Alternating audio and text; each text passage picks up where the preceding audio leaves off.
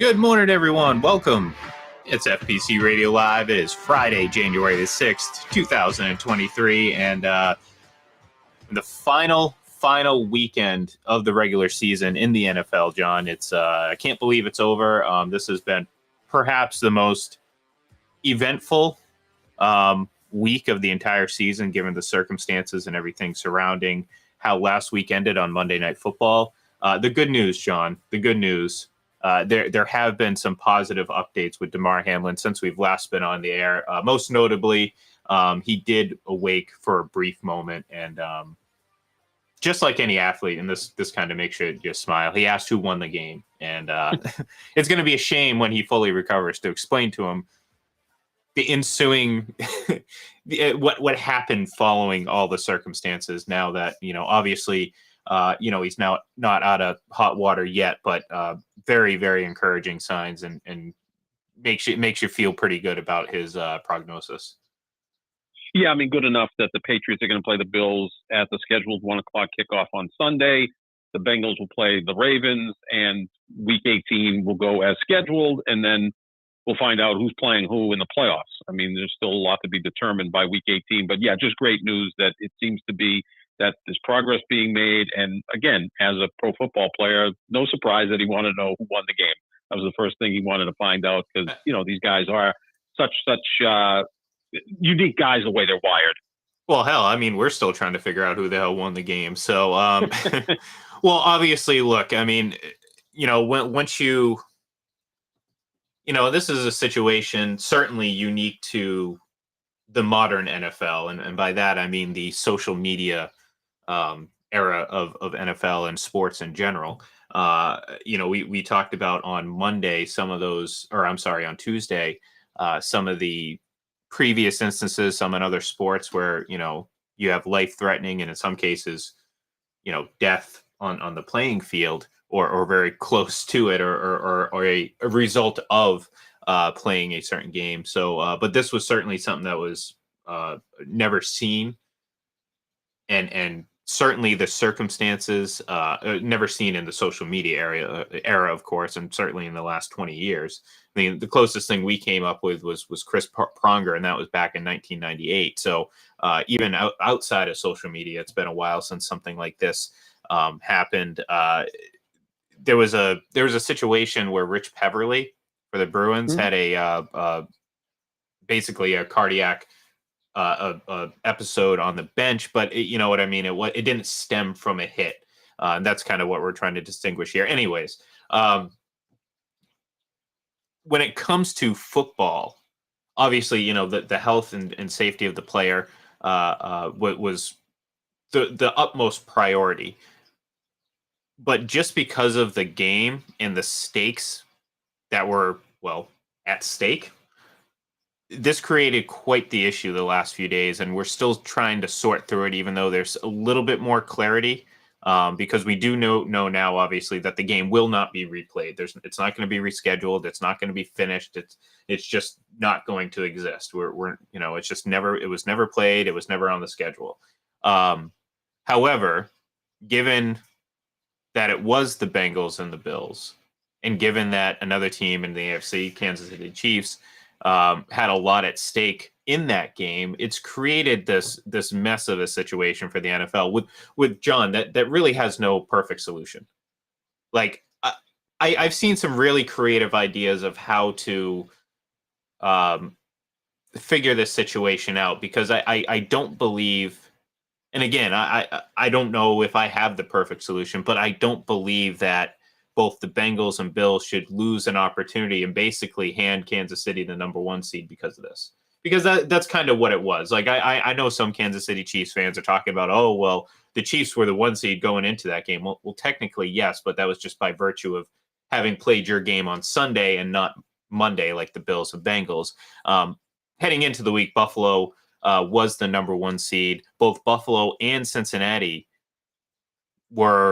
had controlled their own destiny to the number 1 seed. And by that, I mean, they win their last 2 games, including the matchup against each other. They would be the number 1 seed. So in all these situations, John, Kansas City went from probably having maybe the third best odds to getting the number one seed to now being in the driver's seat in really any scenario that you cook up. So the NFL obviously went, to a potential neutral site AFC Championship game, which I think is, it's a decent solution. But then again, like I said, there isn't going to be any perfect solution to any of this. Cincinnati still needed Kansas City to lose one more game for them to become the number one seed because they already have 4 losses. So let's just say Buffalo. Yeah. Let's say Cincinnati won Monday night. They would still trail Kansas City. And again, we're going to see Week 18. Kansas City's going to the Raiders. They're a 9-point favorite, but again, the Raiders almost beat Kansas City early in the season in Kansas City. The Raiders can put points on the board. Kansas City has struggled the last month. They've won games, but not exactly in impressive fashion. So who knows if there's an upset there, then Buffalo can become the number one seed by beating the Patriots, and maybe a lot of the other things are left outside. It's just one of these unfortunate things that this was the most viewed Monday night game of the year. So that made this story even bigger. If this had been a 1 o'clock game on Sunday, it'd still be a huge story, but not to the point that it was on Monday night because it was viewed by 25 million people, most anticipated Monday night game of the season. But yeah, so now we've got all these different things that we have to figure out what's going to happen. My only question is, and I know there's a potential of a neutral site AFC Championship game, what happens if the Kansas City ends up as the number one seed, right? And Buffalo's the 2 and Cincinnati's the 3. And, Kansas City gets the bye. Buffalo meets Cincinnati in the divisional round. What happens if the Chargers go in and beat Kansas City in the divisional round and it's Chargers-Buffalo in the AFC Championship game?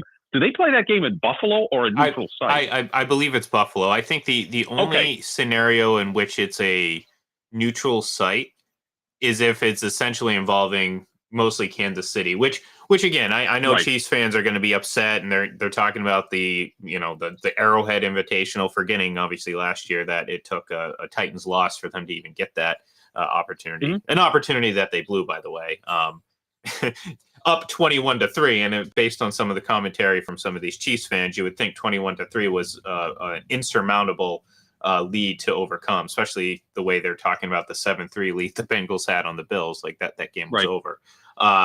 So I think it would only essentially be if it ends up being like Kansas City, Buffalo, or I think Buffalo, Cincinnati, because again, the not having played that game, and not because of obviously any sort of action by either team.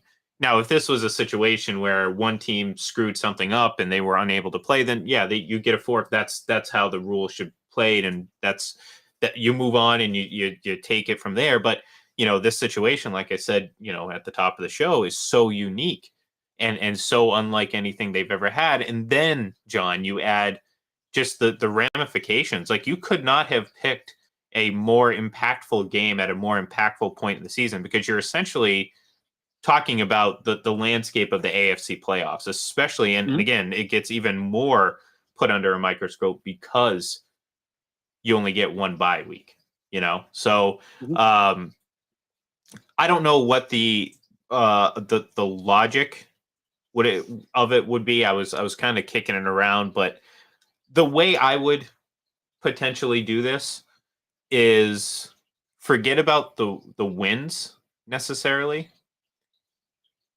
Look at the losses. So at the end of the season, if Buffalo and Kansas City both have 3 losses, you go to the tiebreaker. What's the first tiebreaker? Head to head. Buffalo takes the 1 seed. I think that's fair. You look at Buffalo and say Cincinnati, if they both end up with 4 losses, this is a scenario where Buffalo loses and Bengals win. Go to the tiebreaker. Well, tiebreaker, there's no head to head. So what's the next tiebreaker? It's like opponents. And in this case, if Buffalo loses, Kansas City wins, well, they would have won the 1 seed anyways in that scenario, assuming Buffalo, say, beats Cincinnati. So I thought, personally, I didn't get on the phone quick enough to Roger. I kind of lost his personal number. Actually, I might have been blocked after all those calls I made back in 2015, but that's besides the point. I should have gone on the phone earlier, because I think that's the fairest way. Now, people are going to sit there and say, well, that really handicaps Kansas City. Well, to be fair, Kansas City was not in the driver's seat. and even on top of it, and this is how many layers this has to it, John. Because not only are we talking about a situation where Kansas City kind of gets artificially elevated to a point where you can clinch a number one seed just by winning, but they're doing it despite having lost to both Buffalo and Cincinnati. Like, so anyone arguing that Kansas City's getting screwed or whatever, well, you can forget about it, because in this scenario, I'm not trying to mix in the horrible thing that happened on the football field with the reality of what's in front of us in terms of the AFC playoff picture. The reality of it is Kansas City has benefited greatly from this situation. And again, by situation, I mean the confusion as to how to attack the rest of this season with the time and the seating and all that stuff. They benefited from this. And to suggest that maybe they're going to get screwed over here, well, I'm sorry, I don't want to hear it. I'm more concerned about Buffalo and Cincinnati, who have both lost opportunities to, have a right at that one seed. And people will sit there and say, "Well, just go off winning percentage, this, that, and the other." Well, John, if you're playing a game of baseball, and your opponent bats 9 times, and you only bat 8, and you lose, is that fair? No, absolutely not. Yeah. So no, I mean, there's no easy solution to this, and there's always going to be somebody that's going to be complaining because they feel they've been wronged. I mean, we've had situations before where you had to alter the schedule. 2001 because of 9/11, but that happened after week 2, so they had plenty of time to readjust what they wanted to do, and then they skipped the bye week between the conference championship games and the Super Bowl.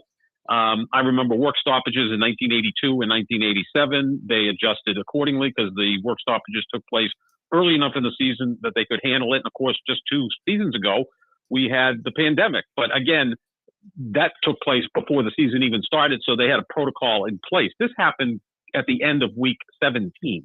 So there's a lot of scrambling going on here. And oh, by the way, you have a player fighting for his life in a hospital bed at the University of Cincinnati Medical Center. So there's a lot at play here. And again, the way it worked out is 2 of the top 3 teams in the AFC were battling on Monday night to determine who was going to be the 1, 2, or 3 seed. So there was so much that happened that to try to figure this all out, not easy. There's no easy solution.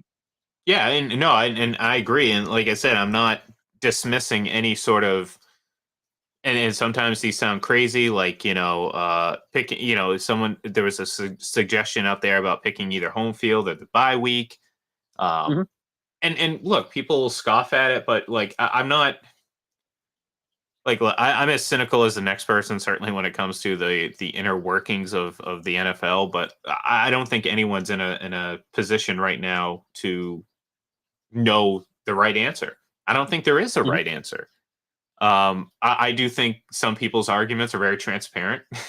like it's very clear to me the people that are arguing based on advantages to the allegiances they have, and then there's people that are just trying to find the right solution, because we all understand that it's not going to be perfect. And whoever ends up with the 1 seed in the AFC, I mean, there's going to be scrutiny, and the teams that didn't get it, they're going to always call that into question. It doesn't matter who it is, whether it's the Bills or the Chiefs or the Bengals. So again, this is just a messy situation that really adds a lot of drama and intrigue, I guess, heading into the final weekend, which gets kicked off tomorrow, John, with Kansas City. So again, there's a scenario where maybe I don't know exactly the specifics, but maybe there's a scenario where if Kansas City does win and both Buffalo and Cincinnati lose, well, they would have won the 1 seed anyway. So, okay, you give that to them. But again, at the same time, it's a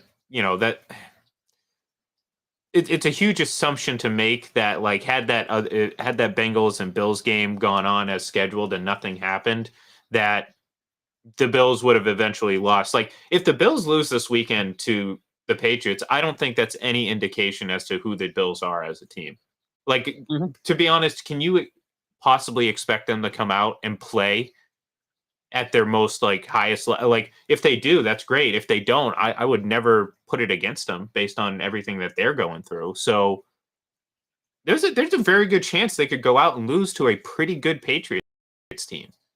And again, people will sit there and say, well, see, the Bills were going to lose anyways. Chiefs should have had the number 1 seed. Well, no, I don't think that necessarily plays out given, a different set of circumstances following Monday night. So Sure. I mean, the Bills could come out Sunday and, you get a message from Damar Hamlin. They're all fired up and they just blow doors and win, 41-14. Or they could just be in a malaise, a fog, knowing that their teammate is still in critical condition. That's what he's still listed as. I mean, I think he's out of the woods, but again, I'm not a doctor. They seemed optimistic when they spoke yesterday. But yeah, anything could happen with the Bills. They could sleepwalk through the game on Sunday because they're just not to it. And you can understand that as well. So in that type of performance would certainly be cause and effect based on what happened Monday night in Cincinnati. That changes the tone of a team. So this is so wide open. Will Kansas City beat the Raiders? Probably, but the game's in Vegas. And Vegas nearly beat San Francisco last week. That was probably the hottest team in football. Nearly beat them, lost in overtime. It's a divisional game. The Raiders can put points on the board. I mean, maybe they pull off the upset, and next thing you know, Buffalo's got a pathway to the number 1 seed, and we don't have to go through these mental gymnastics or essentially an Abbott and Costello skate of who's on first. So, yeah, there's a lot to still be determined by this weekend. And again, once you get to the divisional round, like I said, the wild card in the AFC, I've been saying this for weeks, is the Chargers. I mean, I think we just assume that Kansas City, Cincinnati, or Buffalo are going to represent the AFC in the Super Bowl. And that's probably going to be the case. I mean, you could probably make a 90% case that one of those 3 teams will represent them. But the Chargers are talented, playing well, and getting healthy. And I know they're the Chargers, and they'll screw it up at some point. But, they do have the pieces that they could pull an upset or two in these playoffs, and maybe they beat the Chiefs in the divisional round, and we've got a completely different AFC championship game. I mean, last year we just, who knew Cincinnati was going to get hot at the right time and get to the Super Bowl? I don't even know if it's possible, but I hope we get like a Patriots Chargers AFC championship game, so all this becomes moot. Packers and Tampa Bay in the NFC. Oh, God. Patriots and Chargers. Yeah, I mean, they explode at that point. And then at that point, it would be an inevitable that we get a Brady Belichick Super Bowl because both the Chargers and the Packers would fold in those championship games. We just know what's going to happen. So before we start making our picks, Joel asked a good question. Do you think the NFL will create a contingency plan for canceled games in the future? Well, they do have a process for canceled games. Generally, it's based on winning percentage. But I do think maybe it doesn't really anticipate a situation like this. You know what I mean? And certainly, again, everything that's at stake certainly adds many layers to the situation. I think they'll probably explore something because you know how they always want to be ahead of the game and ready for it, I guess, so to speak. And in this situation, clearly, I mean, and I'm not faulting them for it. How can you be ready for it? But they do need to figure out a strategy situation that may arise like this, like with a like Joel says, with a no contest or a situation that has so many seeding implications and everything like that. So I do think that eventually they'll figure something out or maybe add a different wrinkle to this so it's not so gray. But then again, we know how the NFL works is they want their rules to be as vague and open to interpretation as possible because it allows them to do quite a bit. And then this situation, I think, again, there's no perfect solution. Not everyone's going to be happy. There are going to be fans that are going to think they're being screwed over or there's a conspiracy or this, that, and the other. No, it's an impossible situation to get right. I hope that it kind of all works out the way it should, and there's no real added advantage. And in this case, if they do some of these things they're suggesting, then I think that mitigates the advantage that was given to other teams. So, all right, let's shift gears to actually picking these games. And like I mentioned, Kansas City and Las Vegas kind of get it started this weekend. I do like Kansas City in this game. I am concerned about again, I mean, put all this nonsense aside, whether the first, second, or third seed. I mean, they've lost 2 AFC Championship games at home. This is not the the Packers of the 1970s. You know what I mean? Through until Mhm. well, Aaron Rodgers took over and their home record kind of went in the toilet. But sorry, I haven't taken a jab at him lately, and it seems like he's doing Okay. pretty well in his personal life. Bring him down a little bit. So, anyways, I'm concerned about Kansas City because look, we've talked about it. 1-5 against the Bills and the Bengals the last 6 games. They've Mhm. struggled pretty much for the last month to play consistently. They've lost to Indianapolis.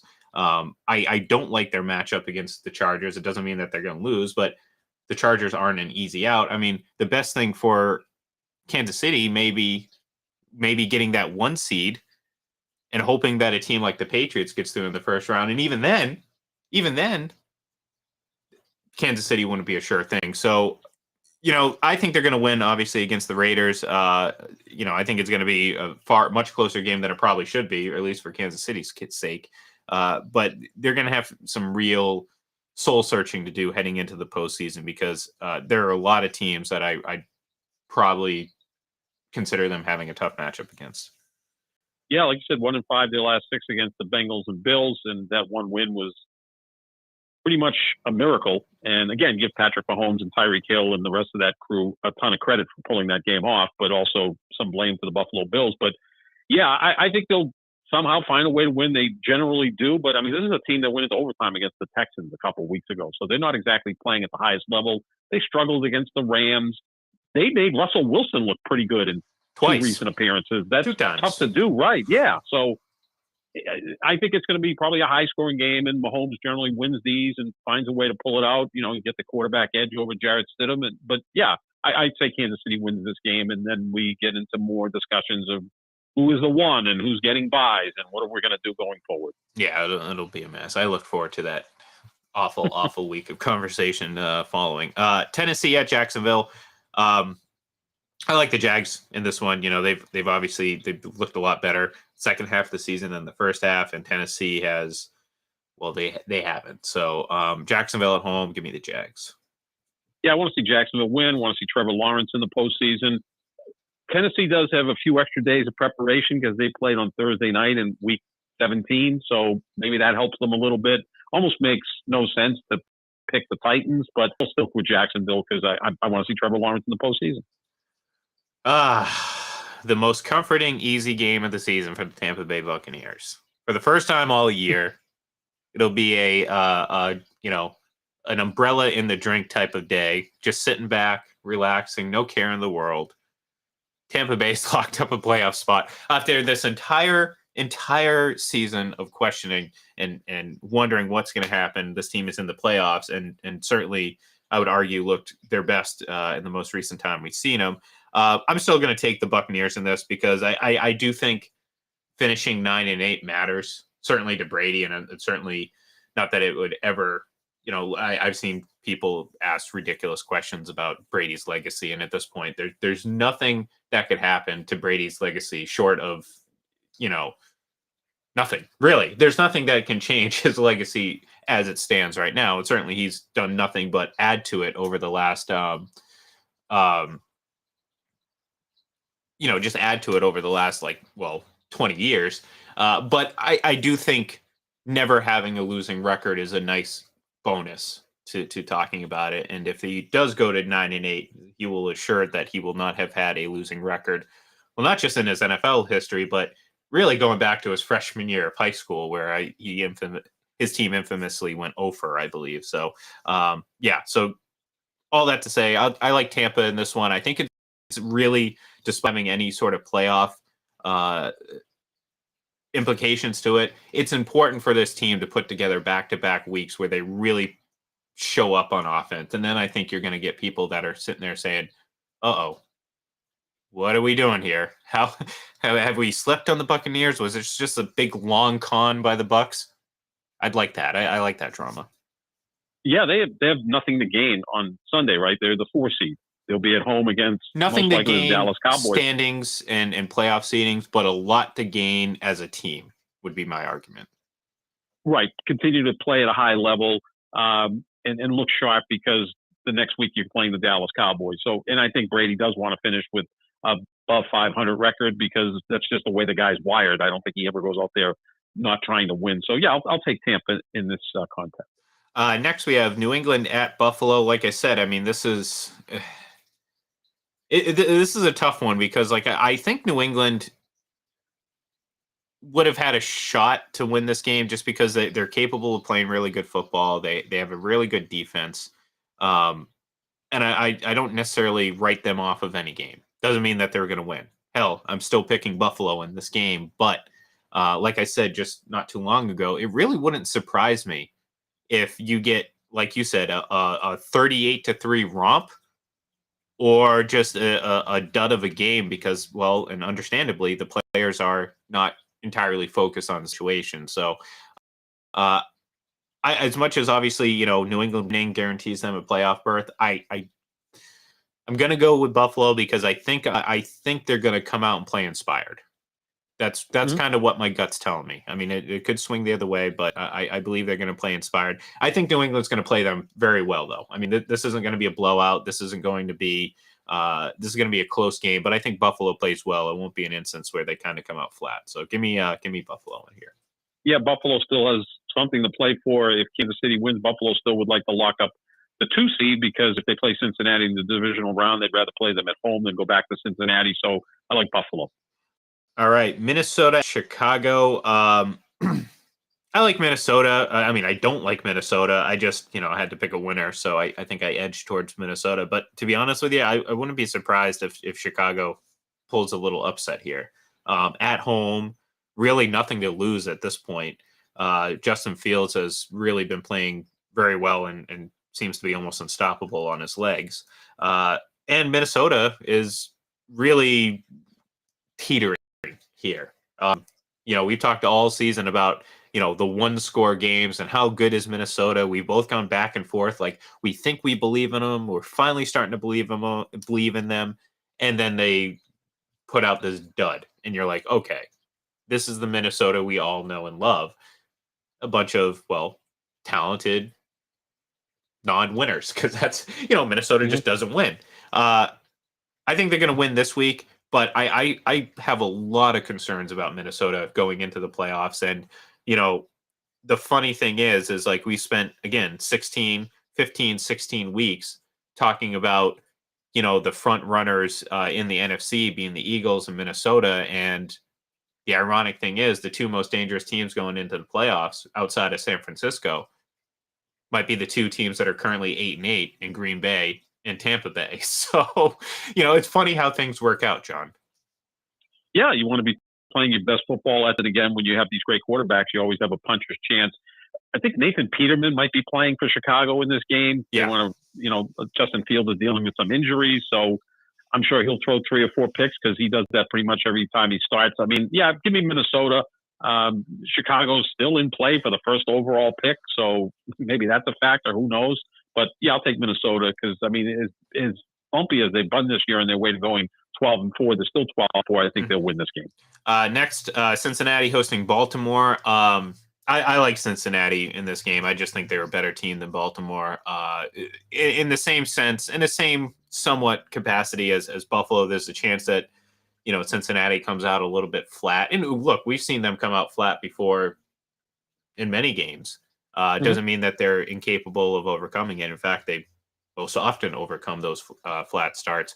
I don't think that's going to be the case today. I think divisional matchup, not that there's any implications added. I believe the scenario really makes it impossible for Baltimore to win the division. I think Cincinnati wins at home. Yeah, Cincinnati's already been declared the AFC North champs. The only thing is if Baltimore wins this game, then there's a coin flip if they were to meet in the wild card round to see who has home field advantage. I mean, it's another one of the popsicle headaches that we get with these announcements made by the NFL yesterday. But the Bengals are playing really good football. Baltimore, I'm still surprised they got to 10 wins. It seems like every week they're involved in these. They're almost like the Minnesota Vikings of the AFC. It's like, are they really that good? But they do have 10 wins. They qualified for the playoffs. But yeah, Joe Burrow is playing at an extremely high level, and I think they come out and take care of business because they still have something to play for as well. Well, quite frankly, I think the confusion with the Ravens stems from people believing that John Harbaugh is this elite NFL coach, um, and they can't understand why this team has really struggled for quite some time. I mean, we all think of the Ravens as Ray Lewis, Ed Reed, and that 2012 Super Hmm. Bowl run and everything like that. Well, they haven't been that for a long time. And Lamar Jackson is an excellent player, but he hasn't been healthy consistently, and they don't have that defense to fall back on. That was the identity of their franchise for so long. So. And it seems like sometimes John Harbaugh kind of gets unfocused at the wrong time. He concerns himself with things that don't need concerning. Like he complains a lot, and I think that affects how he coaches games and all that. So that's what I think the problem is, or at least where the confusion stems from when it comes to the Ravens. Is like people believe that John Harbaugh is among the elite NFL coaches. I think he's a tier 2 guy. Below the tier 1 really elite coaches. So anyways, Houston at Indianapolis. Did you pick Cincinnati, right? I didn't just ramble Yes. on. Okay. Yes. Just making sure sometimes. I like to hear myself talk. That's okay. Houston at Indianapolis. I think Houston wants to lose this game. Again, I not the players. I mean, the players are always wanting to win. I'm just saying, like, I'm sure the higher ups are sitting there saying, like, hopefully we don't win this game. I think Indianapolis is going to win this at home. Maybe give Jim Irsay a little bit more to chew on when it comes to Jeff Saturday as head coach. Maybe lose in his or win in his finale. Bookend a pretty rocky season, especially with him as coach. With a win on each start and finish. So, yeah, I like the Colts here. I mean, again, you have to pick a winner, and I think Houston is looking at that number 1 pick and sipping some champagne, I guess. What parts of the country are getting this game? I mean, I think Houston and Indianapolis would like to pass on this and Yeah. watch something else, right? I mean, this is like, oog, what an ugly game this is going to be. I'll take Indianapolis because I agree 100% with Ian. Jeff Saturday begins his career with a win, maybe ends his coaching career with a win in between, not so good. I'll take Indianapolis. New York Jets at the Miami Dolphins. Dolphins have lost 5 in a row, John. 5 in a row. And there's talk about potential offseason moves involving the quarterback, and I heard some ridiculous notion that maybe even the head coach might have his job in jeopardy. Now, I'm not the biggest Mike McDaniel fan, and I think the only reason you probably move on from him is if Sean Payton is your next coach, right? I mean, that's where you're like, okay, I'll see you, Mike. Nice knowing you. Come on, Sean. Tell Tom to drive 3.5 hours south, and he knows he has a house down here. Which, trust me, that I'll have to have some inner. I'm gonna have to find inner peace with the fact that Tom Brady could potentially be in Miami Dolphin. That would be kind of tough. But I like the Jets in this one. I don't know why. I haven't seen a lot of good things from Miami lately, and certainly over the last month and a half. And a lot of that comes with how poorly the quarterback has played. And obviously now you're going to, I believe, I don't know, has Teddy Bridgewater been officially ruled out? I knew he has a hand issue. I'm not quite sure where we stand right now on Friday morning, but yeah, I just don't like Miami right now. They're just not playing good football, and you have so many questions at quarterback. I think they're going to finish this season with 6 straight losses. Yeah, I like the Jets. I think the Jets will have the best unit on the field. Their defense, I think they're equipped to deal with Miami's speed. As much as Miami has great wide receivers, who's throwing them the ball? Because they're going to be Skylar Thompson is going to be their quarterback, and we saw him last week. Not all that impressive. So yeah, I'll take the Jets. All right, next we have New Orleans hosting Carolina. I'll take the Saints because they're at home. Yeah, that's all I got. There's really nothing to add about this game. Yeah, I like the Saints too because I think Carolina obviously geared up last week, but Tampa had a 21-10 lead in the fourth quarter, lost, and I think the bubble kind of burst. I'll take New Orleans. All right, next we have Cleveland at Pittsburgh. I like the Steelers. They're still. I believe there's a scenario where they can still get into the playoffs. So they have something to play for. And much like Brady never having a losing season, I believe Mike Tomlin has obviously never had a losing season as a head coach, which is impressive. And I don't think he wants to start now. So I'll take the Steelers. I'm going to call for the upset. Cleveland's starting to play better. Deshaun Watson the last couple of weeks has looked more like Deshaun Watson when he was in Houston, when he was an excellent quarterback. And also, it could set up a situation where the Patriots lose to Buffalo, Miami loses to the Jets, Pittsburgh loses to Cleveland, and Jacksonville beats Tennessee. If all that happens, and that's very likely, the Patriots would get in at 8-9, which I think would be quite interesting to say the least, right?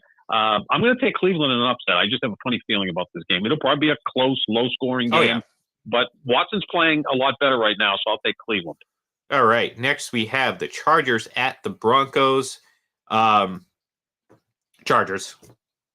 We both agree that they're starting to play that better football, certainly now, and that's you'd rather have that happen now than earlier in the season and play your worst football now. And Denver, well, they've been playing their worst football all season, so I don't think that's going to change at all. So, give me the Chargers. Yeah, the Chargers want to secure that fifth seed, which means they play the Jacksonville, Tennessee in the first round, should be able to win that, and then go to play Kansas City, presumably in the divisional round. They're playing really well right now. They're getting healthy. I'll take the Chargers. All right, Giants at Philadelphia. Obviously, both teams are in the playoffs. Philadelphia has won the NFC West or NFC East. Sorry, my geography's off a little bit here. But there is some. I believe the 1 seed is still at question, especially with Philadelphia having lost the last 2 weeks. I believe it looks like it's trending towards Jalen Hurts being back out there, and it's probably for the best because this team is not the same. The Eagles, not the same without Jalen Hurts. And if you have a less than 100% Jalen Hurts heading into the postseason, that changes everything. I talked earlier about, we talked about the Eagles and Vikings all season about the obvious, top teams in the conference. Well, that might have been true for 16 weeks, but week 17, week 18, and heading into the playoffs, that might have completely turned upside down. So the Eagles really want to see a good performance out of Hurts in this offense heading into the postseason, because if they lose, I think there's going to be a lot of questions, and there's going to be 2 weeks for them to stew on that. Yeah, I like the Eagles in this game. They destroyed the Giants about a month ago, but that's when they were playing really well, and the Giants are playing much better, but they're going to rest their players. They have nothing to gain in this game. The Giants, they're locked in as the 6th seed. They're most likely going to be playing Minnesota in the wild card round, so rest those guys. Get ready for the postseason. I'll take Philadelphia. They need to win and kind of secure what their goals have been, is to be the number 1 seed in the NFC. Give me the Eagles. Next, we have the Rams at the Seahawks. A once amazing matchup each and every week, or each and every season. Is probably not going to be that this week. I'll take Seattle just because I think they're the better of the 2 teams, but clearly 2 teams that aren't going anywhere this season. Yeah, I like Seattle. I mean, for drama, it would be better for the NFL if the Rams beat Seattle, because then that would make Packers-Lions winner get in. Because as it stands now, if the Seahawks win, then Detroit is eliminated, and all Green Bay needs to do is beat Detroit to qualify for the playoffs. So for drama, you would think the Rams could maybe rustle up a mild upset. But yeah, Seattle's at home, and they've been more consistent all year, so I'll take Seattle. All right, Arizona at San Francisco. I like San Francisco. I mean, it's not really a hard pick to make, so I'll just leave it at that. Yeah, they're still in play for the 1 seed, although it'll be wrapped up before they kick off if Philadelphia wins. But I think they want to make sure they're the 2 seed, which would give them a home game if they play Minnesota or whoever in the second round. San Francisco is playing really good football, though the Raiders gave them a darn scare last week. Yeah. So who knows if there's any issues with their defense, but San Francisco looks very, very strong right now. So give me the 49ers. Fortunately for the 49ers, they're not going to run into Jared Studham every single week. So or Devontae Adams. Yeah, or Devontae Adams. Mostly Devontae Adams, but more likely Devontae Adams. Yeah, I'd say kind of funny. People are saying, "Boy, Stidham really looked good, better than Mac Jones." I go, "Well, he was thrown at Devontae Adams." Yeah, that does make life a lot easier. Yeah, I was going to say that would be very, very nice. Plus, I mean, you're talking about a guy who's been 4 years with the same guy, and Josh McDaniels. I'm gonna know a little bit better about what he can and can't do. Dallas at Washington. I mean, I like Dallas, but I think there's going to be a pretty good game because, well, it's a divisional matchup. I know Washington really has nothing to play for. They're out. And, well, Dallas, I mean, again, I mean, they're winning games, but it hasn't been the prettiest. And I know, style points don't count for anything in the NFL, but confidence wise, I have very little in Dallas, especially if they head to Tampa, which, like we both said, it looks very, very likely at this point. So I will take Dallas in this game, but I have a feeling that Washington's going to give them all that they can handle. Generally, these games, Washington, Dallas. I mean, this you could make a case this is the best rivalry in the NFL. I know neither team's done much the last 2 decades, but it's a long, tough rivalry. But I'll take Dallas. They want to keep sharp heading into the playoffs. All right. Well, let's hope the scenario works out that the Rams do beat Seattle, and this last wet matchup is a matchup for the final playoff spot. Detroit at Green Bay. John, does the bubble burst on the Packers? I say yes. I think the Lions win this game. I think they win this game. I think I think their offense is going to have a really good afternoon. I like what Green Bay's been doing a lot. I think they've made an incredible run to even be in this position. But I like the Lions offense a little bit more than anything that you get out of Green Bay. And I think that's going to be the swing point. It's going to be cold at Lambeau. Jared Goff's not really good outdoors, much better inside a dome.